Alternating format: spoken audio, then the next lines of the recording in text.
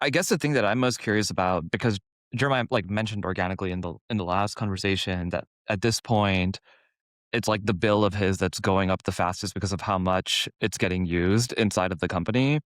And so the meta question that I have is, do you find the way that, and of course you can like quickly describe the product, but I think the bigger learning that I'm most curious about for other SaaS operators is, or software operators, is, do you find that it is significantly more important to have that expansion, those expansion moments versus the land moment? And then how do you organize your company internally to mirror which side of it you believe to be more important? Yeah, I think, hey, Jeremiah, good to see you on that. Yeah, I yeah. think And the actually, Jim, can you jump in too and just tell everybody a little bit about Adapt and what it is that you do? Because that'll help with this answer too.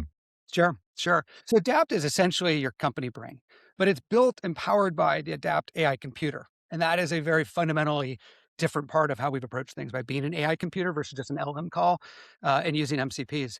And I think that the key is once you connect all of these tools. So we'll see companies connect, they'll start with 5 to 10 tools. Next thing you know, they've got, 20 plus integrations, GitHub and Linear and HubSpot and Google Analytics, you name it. Once you put those together at a team basis, it's this pretty insane thing where this computer has access to all of your knowledge. It can take action on the tools. It's all at the API basis. And so what you find is that people can know anything, do anything. And now it's just about how do you leverage that computer to do work that you just never thought was even possible before. And so I think to answer your question about what's more important, landing or expanding, I think in the AI space, I mean, it is busy right there out there today. I mean, we see it, right? It's a fast space we're in, especially coming out of the SaaS days. So landing's important. You got to break through the noise. You got to find that thing that's different, that resonates. And I would say the big thing is just being frictionless. The old SaaS approaches of heavy salesmanship and, click to sign up and talk to sales and go through the full process. The best AI companies we see out there are the ones that are moving really quick, reducing the barriers, getting people right in on a self-service motion, and then having like wickedly strong sales assist motions to engage at the high levels, senior level CEOs. But again, staying frictionless with them until we get those first types of tools connected, and then we can hit on the expansion. Okay. Okay. So I'm going to try to say back to you like roughly 3 steps that you think are, it sounds like you have learned are really important. One is you want people to find that first magical moment without necessarily talking to someone on your team. When because you said a few things. You said self-serve. You said they start with maybe 5 connections. So there was a few things you said that kind of triangulate to when they see that, when they hear about a use case and when they set it up on their own, they have a starting point where they get that aha moment on their own pretty quickly. And so now I have a question, because you said sales assist. Yeah. Do you ask your sales team upon that aha moment to email the CEO or the user who got the aha moment? Yeah, help me understand where the step 2 happens from that first moment. Makes sense. We went GA last month. So that we moved from sort of this early access mindset where we were with design partners. You would sign up, our sales team would reach out, we would do a Zoom call, and then we would connect you literally live on the call. So in the 30 minutes, we would have you up and running and connected, which is powerful.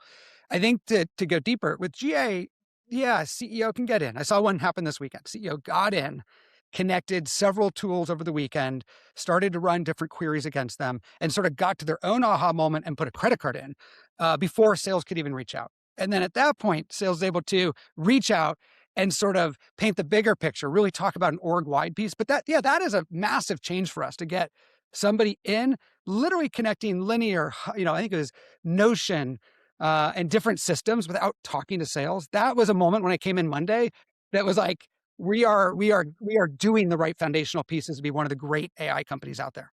So Jim, I'm going to do you a favor. Yeah. I could use favors. Because your sales team won't love to hear it directly from you. But CEOs play with stuff on the weekends. Like that's what we do. That's right. That's our playtime. And so you're going to and so I don't know that you will see this consistently, but maybe you will see over weekends, just like you just saw, CEOs playing with your tool and then having that magical moment. And now the sales team is going to reach out on Monday. Yeah. I just wonder. Well, it's different. It's like in the restaurant industry, you would never have restaurants closed on the weekends. Yeah.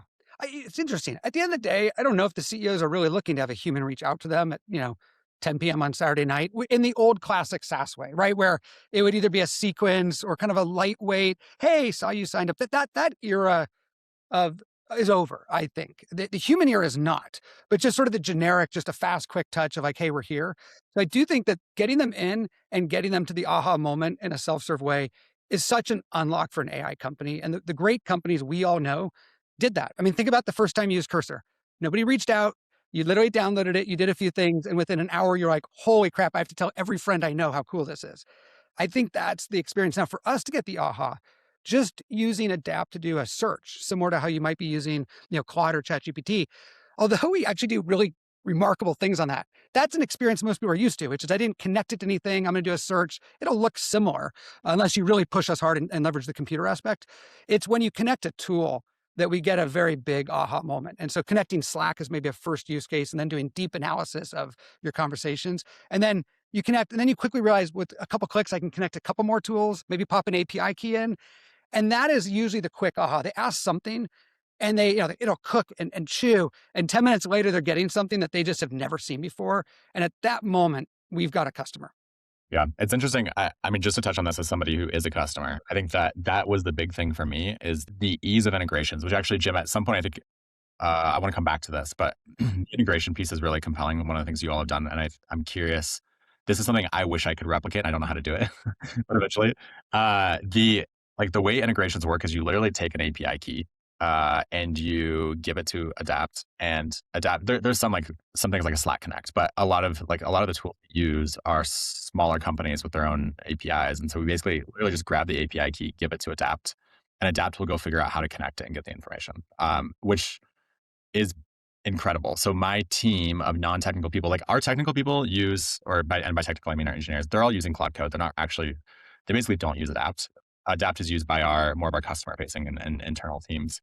But in that context, those people with no training can actually go in, give Adapt an API key, and Adapt just goes and figures out how to pull the data, which to me, that was one of the biggest things is within minutes, basically, you have all these different things connected and you can start asking questions in Slack. And then for me, what I did with my team was when they would ask me questions, once I got this stuff connected, I would just say, hey, Adapt, and then give it the question effectively, a different version of it, and show the team like, look, you can just get this. And so now the behavior in our company, very quickly has shifted. It's not 100% there, but has very quickly shifted towards that being the default, where people will actually just ask the question.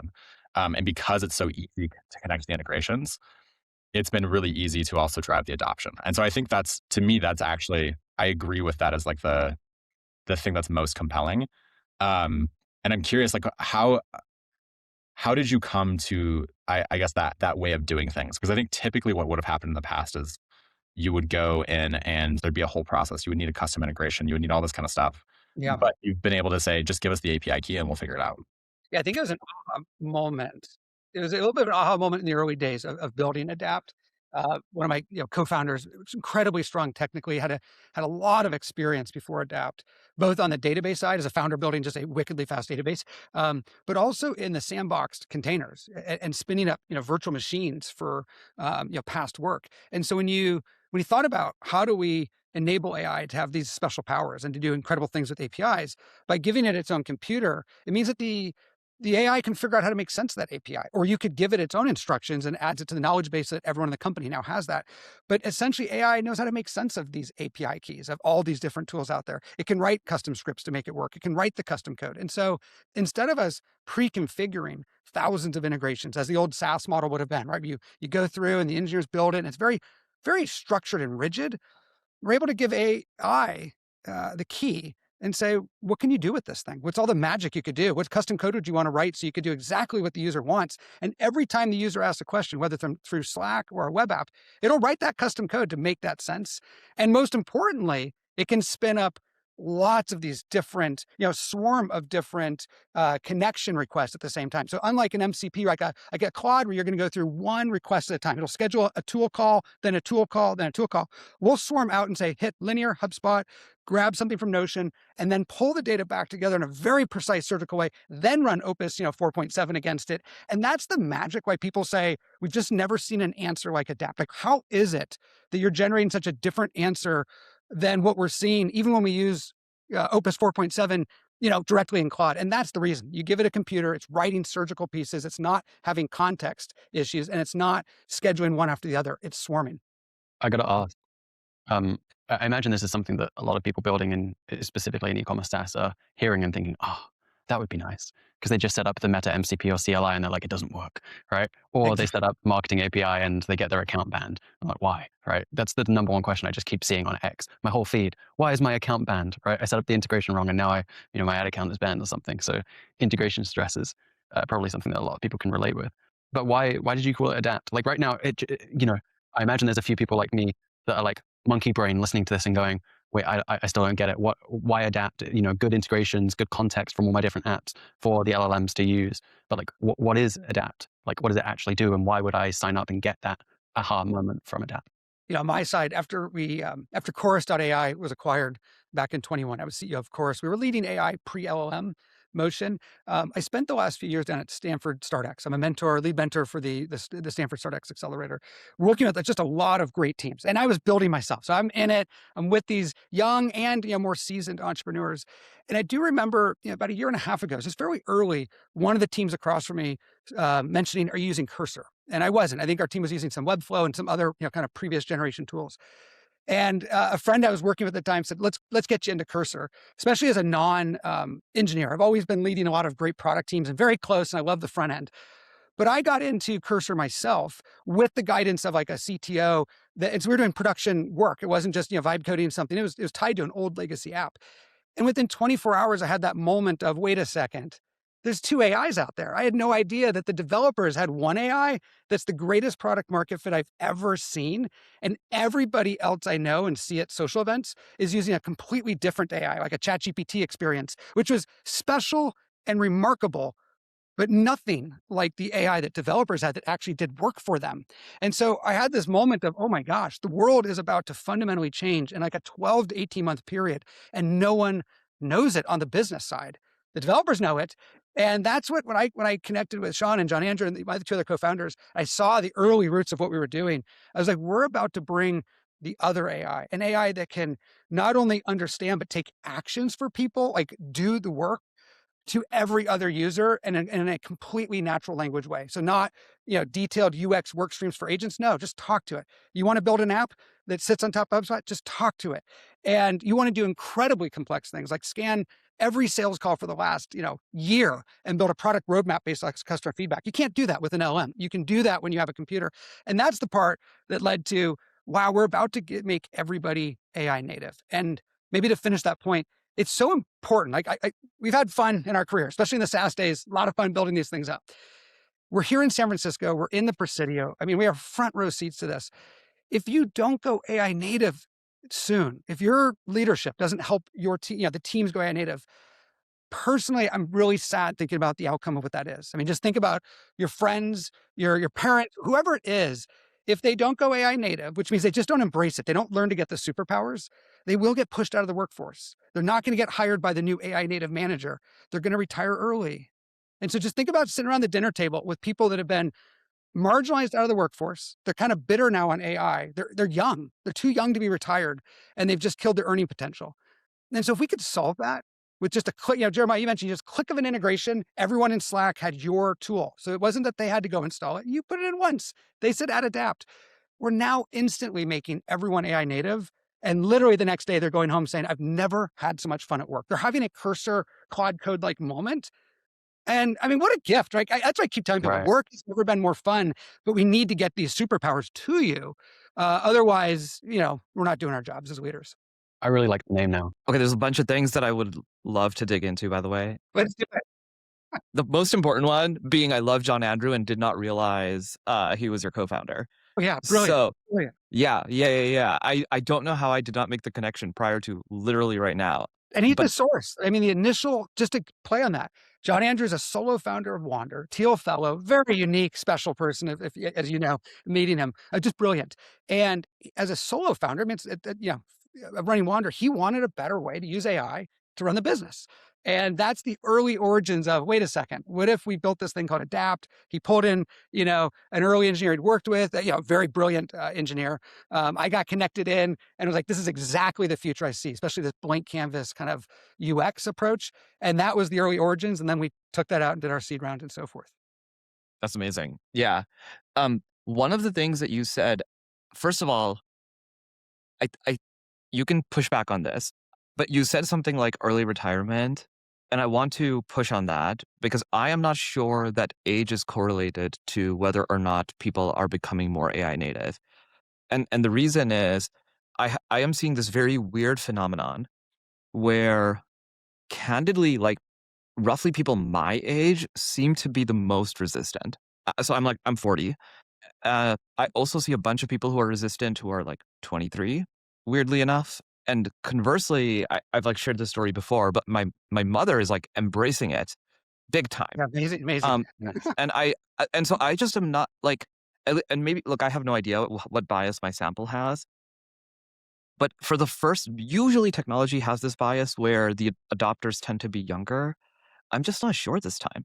Yeah, I'm not sure. I'm not sure that actually it's age correlate, especially inside of companies. The number of stories, and now this comes to the corporate adoption point that I was curious about second. But I'm actually seeing that the people who are like the best executives, and they tend to be a little old, like they tend to be a little older. They're not 24. Yeah. Are the ones who are adopting it the fastest, and they are having trouble getting their teams to adopt quickly.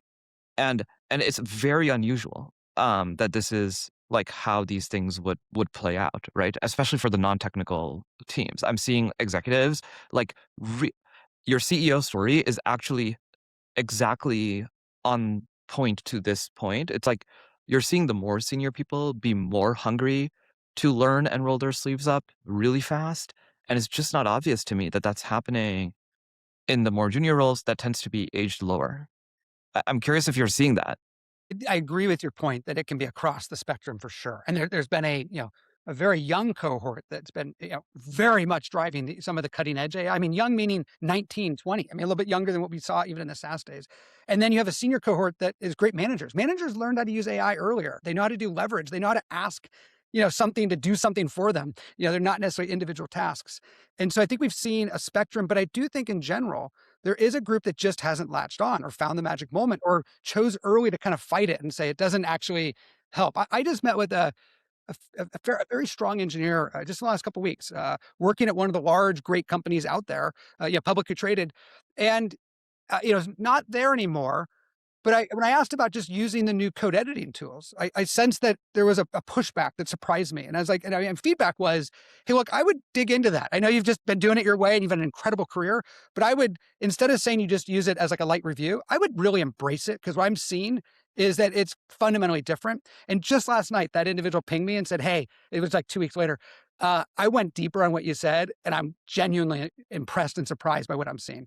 And so it's a small example of if people don't do that, they're not getting hired. And I think the last point is the managers getting promoted over the next 24 months are not non-AI natives. There's just no way the person that didn't lean into AI is going to be the one that gets promoted by the CEOs, et cetera. So what will happen is we'll see a very fast acceleration of people that have really embraced AI and learned to use it the right way are only going to want to surround themselves with high agency AI native people. And once that happens, like it's a different world and it accelerates at such a faster clip that I'm worried it really threatens people that are out of it. This is just moving faster than other innovations we've seen. And it makes me sad because nobody wants your friends or others to be outside of this. It's too good. It's too easy, actually, once you get into it. You just need someone to help get you in it. I said exactly what you just said. I was at a reporter dinner yesterday, so there were folks from like Bloomberg, TechCrunch, whatever. And I made exactly this point about the AI natives will not want to work with the non-AI natives, and there's a big sort happening. And most of the table did not understand that. I think I understand it. Trust me. I am living it. I deeply understand it.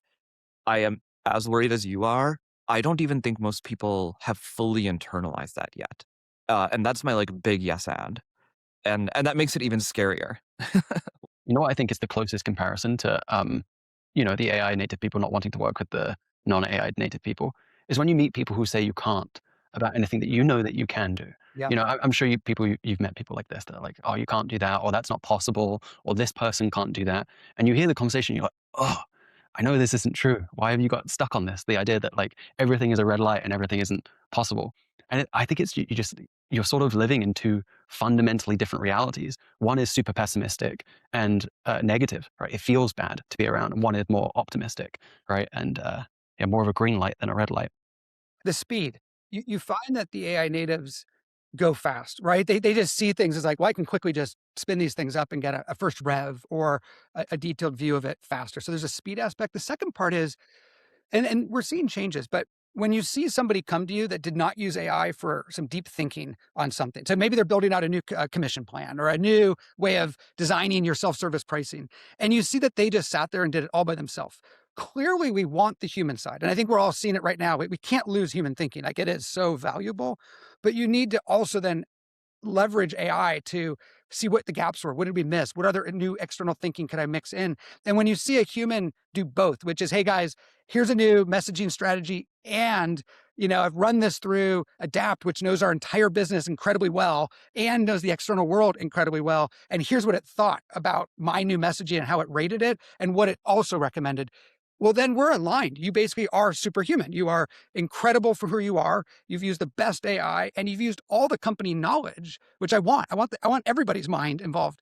But when you just send me a Google Doc of your thoughts, you're not AI native. I need to then go ask the AI. And again, I don't want the AI to do the thinking for us all the way. I want it to review, identify, help make us better.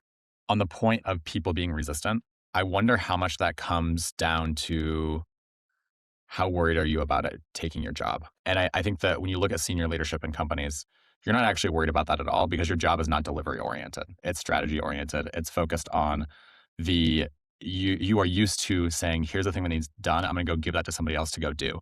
If you are a software engineer who has been a software engineer for 30 years and your job has always been shipping code, it is a bigger threat to you than it is the C-suite person who is used to delegating. And I think that's part of the problem here. I also think what Jack said is probably part of the problem too. But ultimately, I think that makes sense. And there's your natural, it's the fight or flight, right? Like as soon as there's something that threatens you, that is our natural reaction. And so I think that's a lot of what we see here is like, if you're closer to the delivery of it, of the actual like end product, I think that there's more risk to you ultimately in these things. And I think that's valid actually. But the irony is that those who aren't willing to try end up being the ones most at risk. Can I make a provocation and then ask a question on that point? Okay.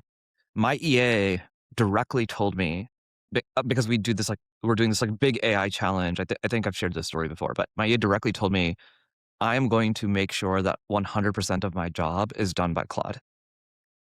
And nothing has made me want to keep her more than when she stated that objective. Obviously, right? Like this is like a CEO's dream that's what someone would come to them and say. Sort of. We'll come back to it. Okay. So because now I'm sitting there thinking she has high initiative. As she is automating these things, she's showing me that she is thinking about the outcome versus just arbitrary delegation.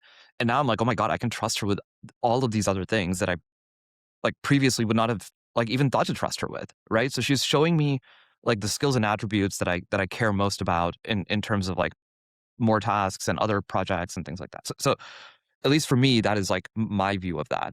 The question that begs is, first of all, and I'm curious, Jim, it sounds like you have a provocation on this, but is that generalizable, right? Because I don't know if it's generalizable, and perhaps we will say it's not generalizable globally. The other thing I wonder, though, is how much of this is just what is around you? So like, I've recently been asking my team to come spend some time in San Francisco. And I think it's because if you walk around in San Francisco, it's really hard to not become AI native. Like, I can't see a billboard that is not something AI oriented. Like a cab, a bus, a train. Like I'm like, no matter what I do, I cannot escape it. And so I'm wondering, and so there's like this cultural question that I'm very curious about. It's like, I can tell that this city, something special is happening right now. But I am wondering inside of organizations, what is the cultural setup? And Jeremiah, one thing you are saying is people are worried about whether or not their job is going to be taken. But I think that begets a much harder question of what is the culture in your company as to whether or not that person is afraid that their job will be taken, right? I mean, I think I've two thoughts on that. I'll start on Jeremiah's because talking about like the coder who's worried that suddenly Claude Code can take their job. Clearly, the way that we do our work has changed. Like on that role, absolutely. But you're also seeing challenge right now where people are hiring engineers that don't actually fundamentally know maybe what great code looks like. And so there's a lot of vibe coding. And it's creating some friction and some thrash. And let me give you an example. Take the thing that we each know really well. Like, what is the thing that you are literally an expert at after all these years of experience?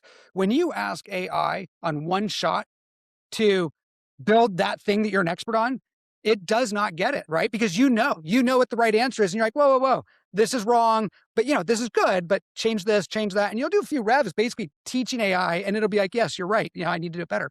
But when you do things that you don't know very well, AI looks flawlessly perfect. So when you take the coder that doesn't know coding that well, then the vibe code is perfect, right? What are we going to do with it? And so my point in that is that as you see people that are really strong technically, and then they learn to use these tools in incredibly special ways, I think they have a very large unfair advantage over everybody else right now and can do magic with these tools that I don't think the tools are right now doing on their own. So that's one point of it. The second quick point on the EA using 100% Claude, completely love AI native, but there is like a balancing act of the human. Like we want ultimately the humans to win. And I know that if your EA used Claude to write the most perfect AI response to me when I email you, I'm now over it. I don't want it. It was cute a month ago. It was cute maybe 3 months ago.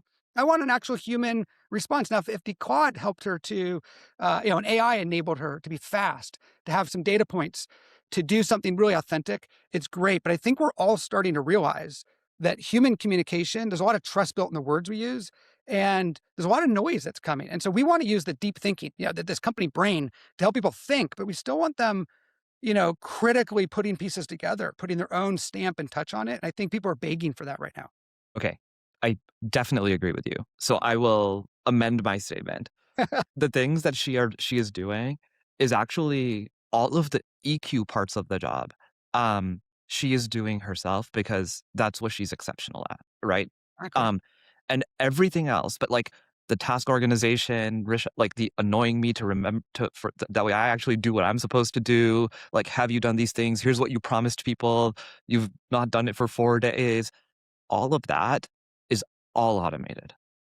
And so like she has struck this like exactly the balance that you're describing, which I think is critical and totally underappreciated. Jack, I don't know if you remember, but we made this joke in a previous episode around like humans should just worry about like the interaction with other humans and the like human level thinking. But there's a lot of thinking that computers are better at, and computers should do the computer thinking. So, yeah. Yeah, definitely. I think the EQ is a great way to think about that, is that people really do need the EQ. I think if you talk to friends looking for jobs right now, what's challenging for them is that everyone's looking the same. They have a perfect cover letter. They got this little presentation. And as a hiring manager, I don't know what it is. It's like there's a middleman that literally delivered their career to me. I need to see how they write and what they do. And I want them using AI, but not necessarily to be synthetic on their voice. And so I've been training AI. Don't write, if you're going to try to take a stab at something, don't write something fake. Like, oh, I loved your XYZ. Give it to me straight. You signed up. I noticed this. I want to do this. Let's be really functional about this. But the IQ side, the ability to do special powers, an EA plus AI should be able to do so much more and see a bigger thing and reason differently. And that's the magic. And to understand your workload. I mean, if you have a company brain and she had access to these tools that you're in, the speed in which she could react would be dramatically faster than waiting to connect with you. And the ability to build triggers of like, oh, if this meeting happened and you looked at the transcript and here's the notes, now use your EQ to have the perfect follow-up or gift, et cetera. It's magical. We just need the human touch still. Yeah, I totally agree. Jim, I'm really curious. Another thing that I think a lot of software founders are thinking about right now is what are moats that will persist? And so I'm curious how you think about that in the context of Adapt. Um, and then how do you think about I get very curious right now about how to think about capitalization and like what are outcomes that are possible because the shape of the market has never been stranger of the capital markets has never been stranger. And so yeah, two totally unrelated questions, but I am very curious on both. Yeah, how do you think about moats and defensibility? And then totally separately, how do you think about what is the right way to capitalize a business like yours? Yeah, and what if, I mean, how lucky are all of us to be in this right now? I mean, honestly, I've seen different waves, but just think about what we're doing right now. We are just at an epic, epic time of innovation, and nobody knows where it's going. I talk to every friend, the smartest people that are in it, and you say, well, where's it going? You talk to friends from OpenAI, et cetera. There is a sense of, we're not even sure what that next OpenClaw moment is in 3 weeks that might happen. Like, there's this really fun early stage that we're in. I saw it back in the 99 era when we were doing, evite.com and those startups, but this one's different. And it is moving at a different speed because there's so much more capability in it. And so when I think about the moats, when I think about the space, one, how neat to know that you're working on something that is going to be an inevitability. Every single company will have a company brain, not a bunch of AI tools, not a license where, hey, everybody, here's like an individual AI tool that you can use to do your work. That was neat. That was like a 2025 era. No, hey, I think the first interview question you will ask in about 2 years is, hey, before I even go, what's the AI? What is the company brain AI that we're using? Because I've been working at Adapt companies and it has been the most insane experience, but I've heard friends are at these other companies running on the XYZ and it's miserable. It's a surveillance state. It's counting mouse movements. It's some of the stuff we just heard about with Meta doing, right? Where they're training off of this.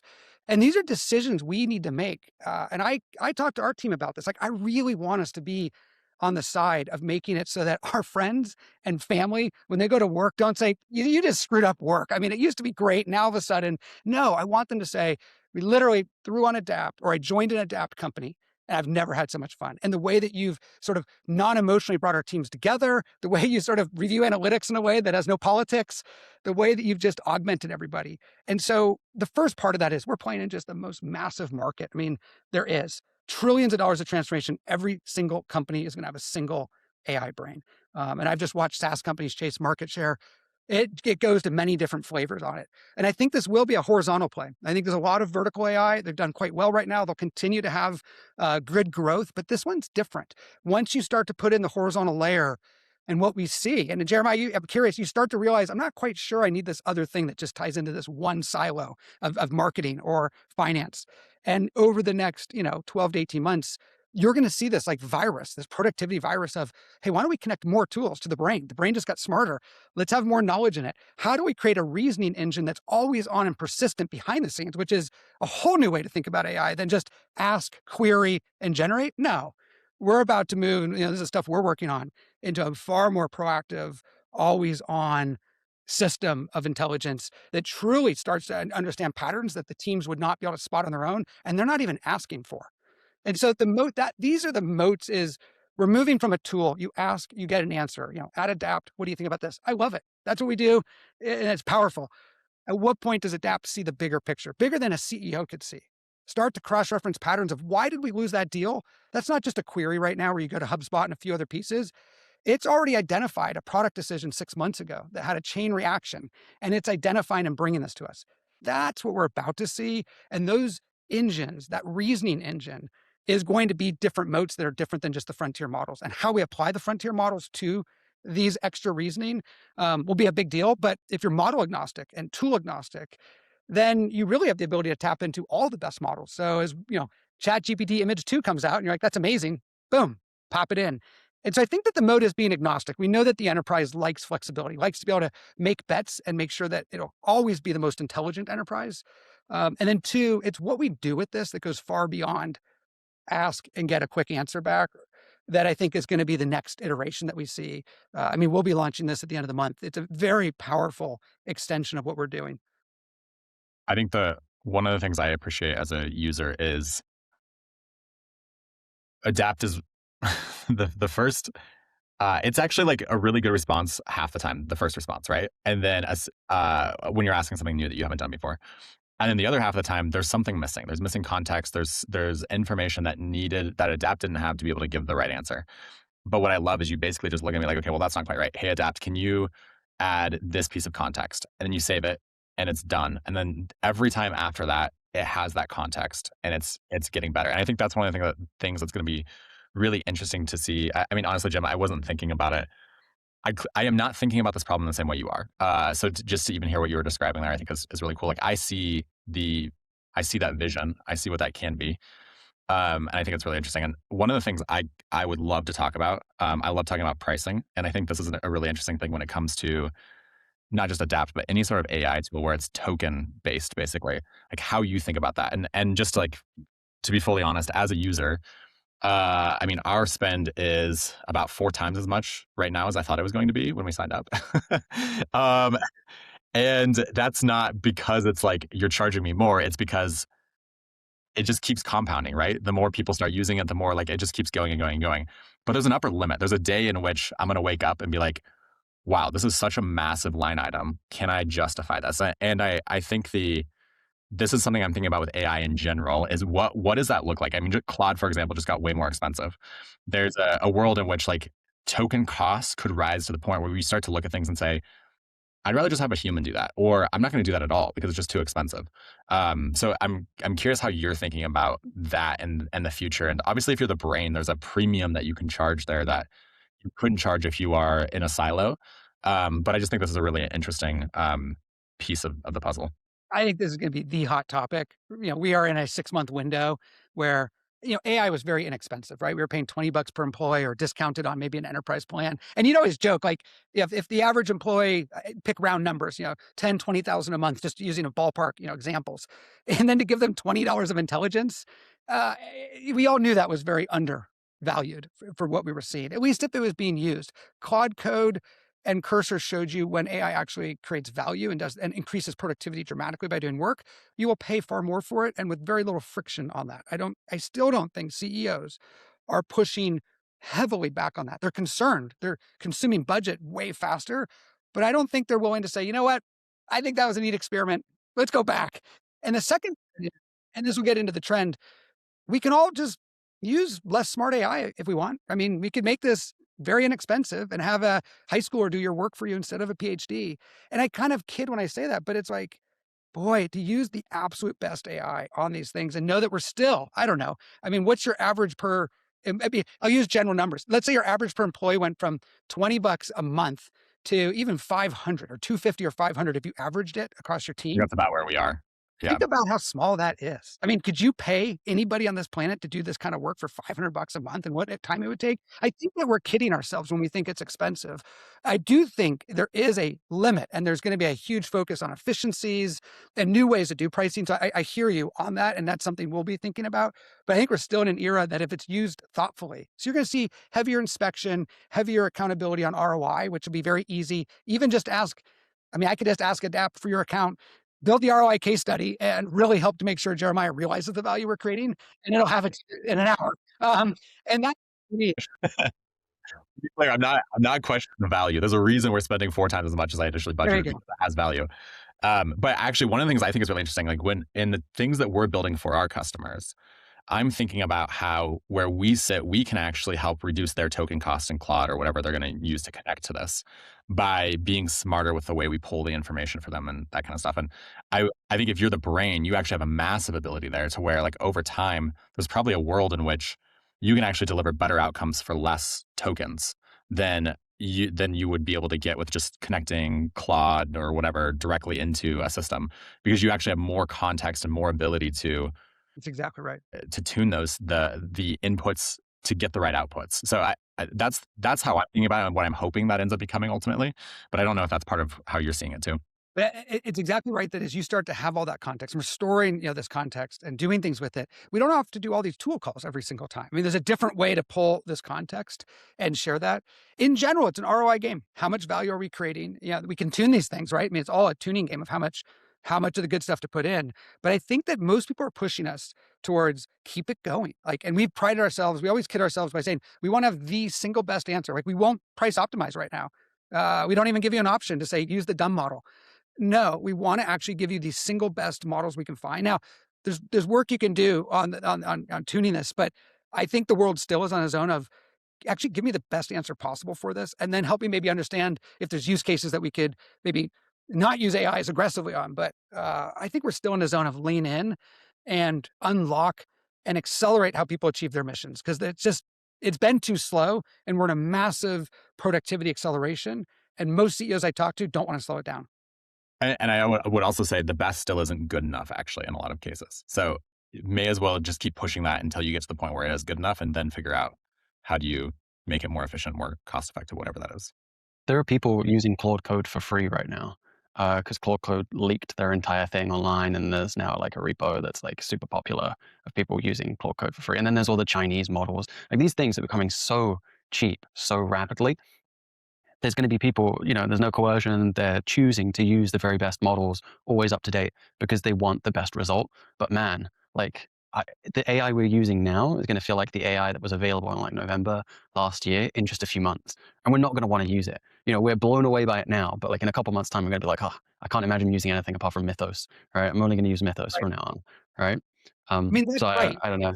Someone put you on Sonnet or put you on a 5.4 when you knew that there was this magical thing that literally cost what, $100 more a month per. I mean, when you actually think about how much we spend in these companies, I don't know if this actually is that big, especially if you look at the productivity gain. There'll be areas that need to be more efficient, and this will be very easy for the industry to solve. It'll just start to build more audits, and actually, we'll just use AI to solve it. Hey, Adapt. Is this a good use? Is this a good ROI positive query? How would you think about this?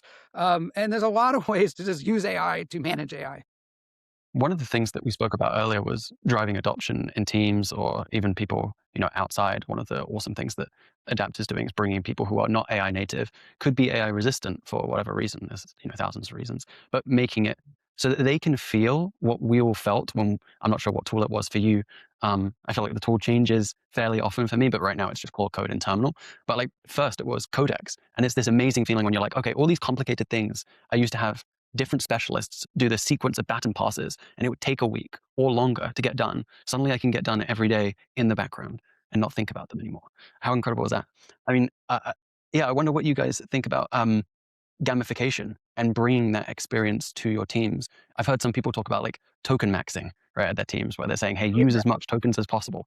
How do you guys think about that? Yeah, one of the use cases that I think just brings a lot of joy to people is if you connect all the tools you use. So let's say you use a HubSpot or Linear, all these different platforms.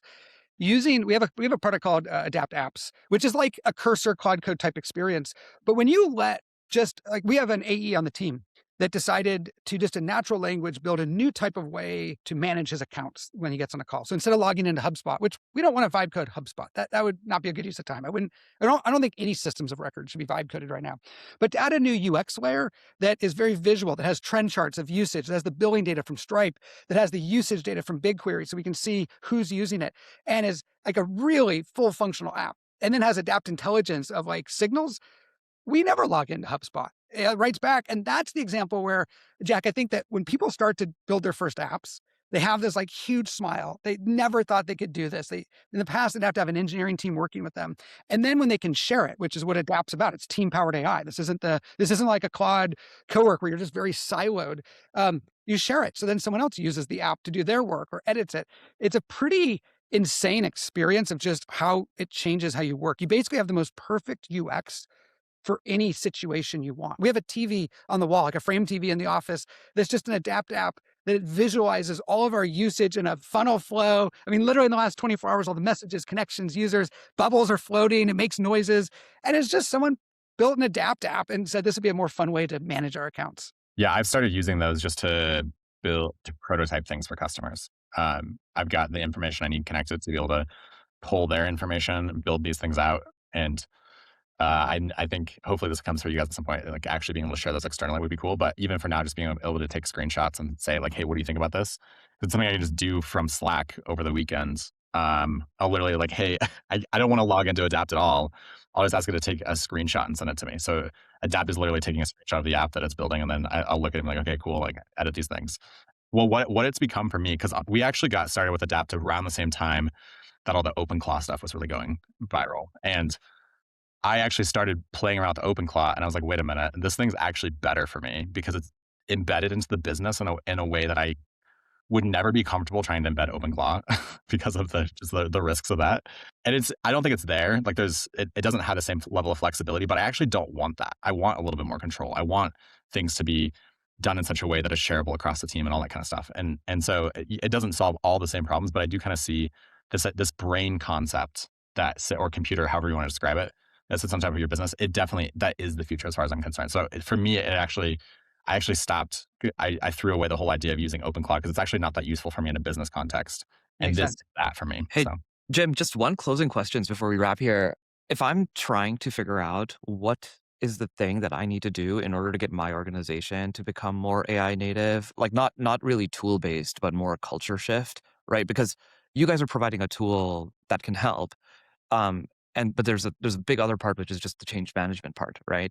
What is your top one or two things that you would suggest to like a CEO or a CIO, whoever is responsible for this in there? It's usually the CEO is responsible for this. Like, what is the thing that you are telling them? Like, hey, I know you feel like you're banging your head against the wall trying to get your team to be AI native. Here's like the top two things that we see across all the companies we work with. I'm thinking through how to answer that thoughtfully because when I hear that, I think like AI empowered, which is, oh, we want if we don't talk about the tool, then what you are talking about is I just want people to use more AI to augment their thinking, to maybe help them see it differently. But when it's all just done in silos and not connected, it's hard to use the word AI native with that because all that really is I use an AI tool to do things in like a not weird, but just in a very isolated way. And I think the Sorry, key to I'm saying like the choice. I mean, the choice of a tool like happens in the course of doing that. But at some point, someone has to have the desire to want to work in this new way, right? That's I guess what I'm talking about. think that it starts at somebody has to have the initiative. In our world, it usually starts with VPs or a CEO. I'll use an example. Let's say you created a skill in Adapt that was like the most perfect way that you like to connect with people and build relationships for your EA. So you save the skill, and then your EA starts. You said, "Oh, by the way, every time I have a meeting, can you just run that skill, or just even ask Adapt like how I think about this?" And it does it. You've now just made this person far more AI native. You've codified a way of thinking and taught them that they probably could codify a lot of their thinking. So if they hire a second EA or expand the team, it goes. And so I guess it comes down to how do you create these magical moments that others see that expands it. And maybe the last point is Slack is a wonderful way. We use a concept of being instantly AI native because as Jeremiah mentioned, he took the time to connect APIs into his account, but it was done at the organization level. So as his team jumped into Slack, all they had to do, and he just probably sent a message, is just say, ask Adapt what it thinks. Say, at Adapt, how would you do this? Or at Adapt, this customer has this problem. What should we do? And suddenly they had an aha moment that everyone can see in a team-powered AI. And so I think it's about the reason why I push a little bit is without the connection to tools, we're just in a little bit of like AI, consumer AI in the business world, which we've seen in past iterations. But when you connect it to the actual work we do and how we do it, it's like an experience that no one's had and that you couldn't ever imagine not having. So like if someone said, you know what, tomorrow we're going to turn off this connected brain experience and you're just going to have your team in Slack and your team by itself doing the work, it would feel like turning the Wi-Fi off. You still have your Right. laptops, we're still all together, but we're really like hampered like 90% down.